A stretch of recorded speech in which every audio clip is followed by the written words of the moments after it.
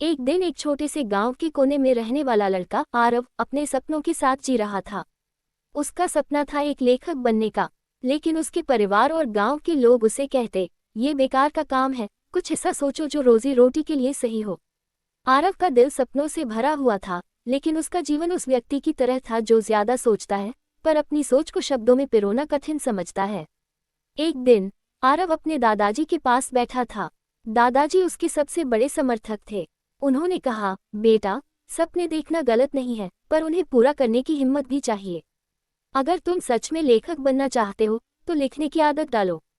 चाहे एक दिन में एक पंक्ति ही क्यों न लिखो, लेकिन लिखते रहो। आरव ने यह बात दिल पर ले ली। उसने तय किया कि वह रोज कुछ न कुछ लिखेगा।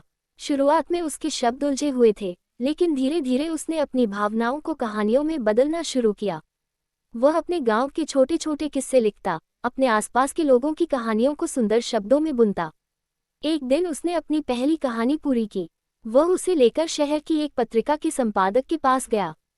संपादक ने कहानी पढ़ी और मुस्कुराते हुए कहा, तुम्हारे शब्दों में सच्चाई और गहराई है, इसे हम प्रकाशित करेंगे। वह दिन आरव के लिए एक नई शुरुआत थी।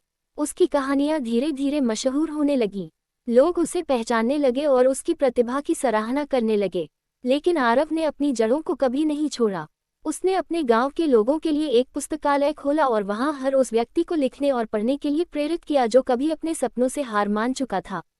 आरव की कहानी यह साबित करती है कि जो लोग ज्यादा सोचते हैं, अगर वे अपने विचारों को सही दिशा दें, तो दुनिया पर गहरी छाप छोड़ सकते हैं।